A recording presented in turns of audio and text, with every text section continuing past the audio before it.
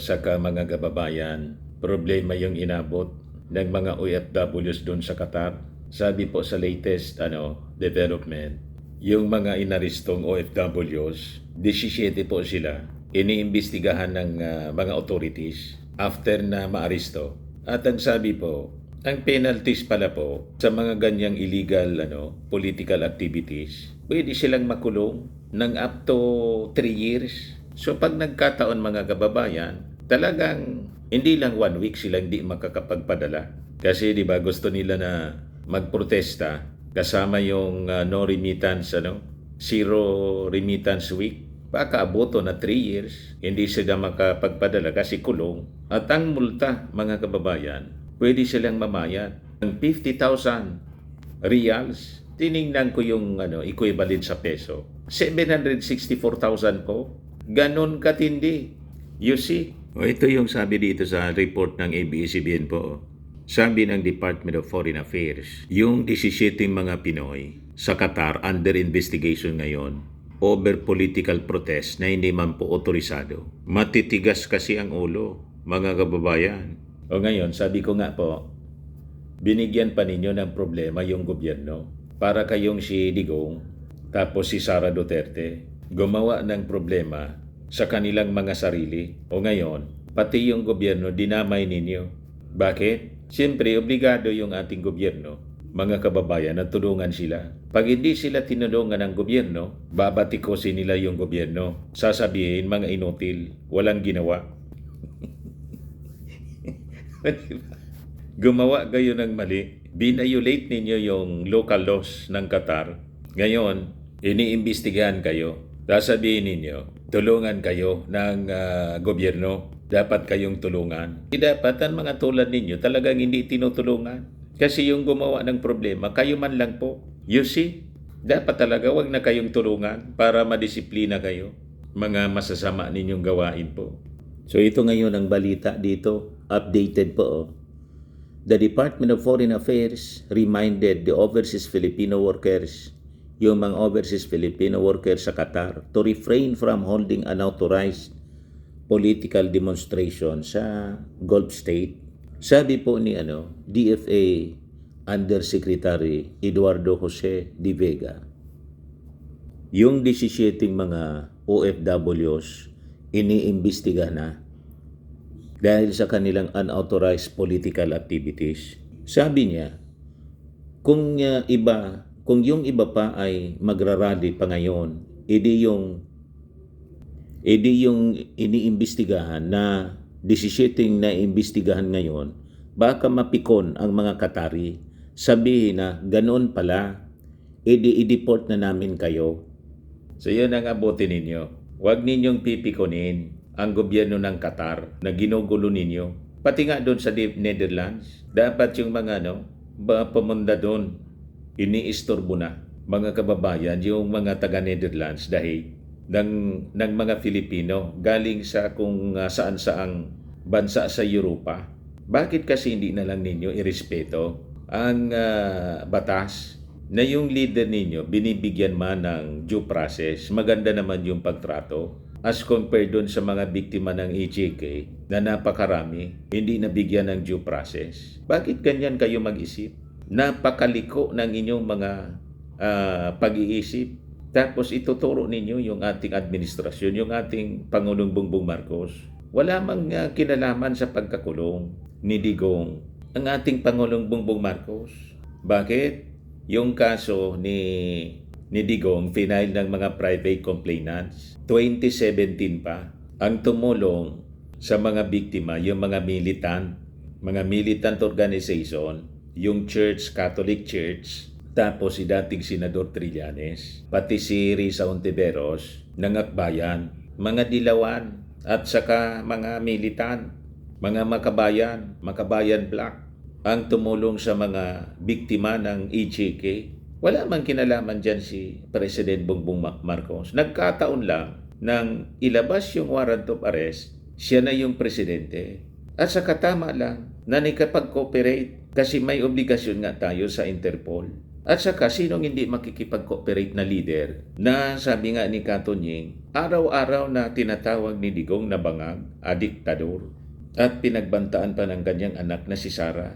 Hindi lang siya yung pinagbantaan, pati si Mrs. Lisa Marcos, pati si Martin Romualdez. Inaway-away ni Sara. Kayo man yung nasa kalagayan ng ating Pangulo, kahit kung ako ang Pangulo, baka first day ng aking pagiging presidente, ang unang ginawa ko, bumalik na tayo sa ICC. Di ba? Pero tingnan ninyo, hanggang ngayon, hindi pa man tayo bumabalik sa ICC. Hindi nagbabago. Ang may kasalanan po, si Digong kasi umalis tayo sa ICC, hindi niya naisip na umalis sa Interpol.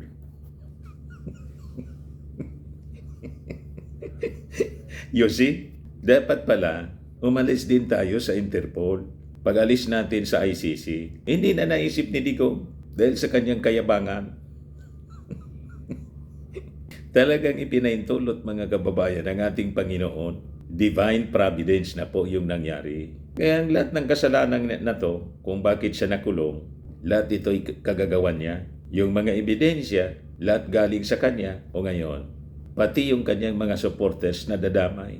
Tingnan ninyo itong nangyari sa 17 OFW na nagprotesta hindi otorisado o di nakulong sila. Pwedeng ma-deport. At pag nakulong sila mga kababayan, ang penalty after trial, pag na-convict sila, hanggang 3 years. At ang penalty mga kababayan, hanggang 50,000 reals. Yung sabi dito ni De Vega, mga kababayan, alam naming may karapatan kayo sa Pilipinas magprotesta. Iba-iba po ang panig natin sa politika, pero pag nasa Qatar, hindi pwede. Hindi ito USA na pwedeng sumali sa mga political rallies. Under Qatar's Law number 18 of 2004, unauthorized protests and demonstrations are illegal, with public gatherings and protests requiring approval from the government. Yung penalties for holding illegal public demonstrations in Qatar range from deportation, imprisonment for up to 3 years, and a fine of up to 50,000 reals. So napakabigat po. Naghanap buhay kayo dyan para may maipadala sa inyong pamilya. Tapos, dahil nagpadala kayo sa solsol ng mga leader ni Digong, lalo ng mga vloggers, ayan, nakulong kayo. At malamang sa malamang, kung anong swerte, baka ma-deport kayo. Pag na-deport kayo, paano na yung inyong anak buhay? Hindi na kayo dyan makakabalik. Tapos, yung penalty pala, 50,000 reals or yung Qatari Riyal pala, mas mataas pa yung value kaysa sa Saudi Riyal. 788,000. Kung Saudi Riyal, ginompute ko kanina, nasa 764,000 lang. Pero mas malaki pala ang value sa peso ng Qatari Riyal. So equivalent to 788,000 pesos. Ang multa, gutom yan yung pamilya ninyo. Baka yung lahat ninyong yung lahat ninyong sweldo for 1 year ubos. Di ba? So pumapasok kayo sa problema. Sa kakakampi ninyo kay Digong, ang tanong nga, kilala ba kayo personal ni Digong o ni Sara Duterte? O try nga ninyo mga kababayan na humingi ng tulong kay Digong o kay Sara Duterte kung matulungan kayo. Yung problema nga lang nila hindi marisolve nila kasi patong-patong na problema yung kanilang pinasok. Si Sara na-impeach at malamang makonvict. At hindi lang yan yung mga kaso ni Sara Duterte. So dami nilang mga problema na sila din lang naman yung may gawa. Si Digong, malamang sa malamang, hindi na po yan makakabalik dito sa Pilipinas. Marami sa ating mga legal experts ang naniniwala na si Digong, lifetime na yan dyan sa ICC sa tindi ng kanyang mga kasalanan. Anyway, siya man lang po yung nagsabi na handa niyang harapin kahit mabulok pa daw siya sa impyerno, okay sa kanya. Si Sara mismo nagsabi na mag-move on na tayo. Pero habang nagsasabi si Sara na mag-move on na, ginagatungan niya na mag-alsa yung mga mamamayang Pilipino. Yun ang mali doon Ngayon, nagpagatong man kayo. Nung nagpagatong kayo, ito na yung inabot ninyo dyan sa Qatar. Imbes kayo naghahanap buhay, nasubok kayo sa problema. Tapos, obligado yung ating gobyernong tulungan kayo. Pag hindi kayo tinulungan, galit kayo sa gobyerno. You see, kung hindi kayo mga abusado, anong tawag sa inyo? Santamba kayong mga abusado?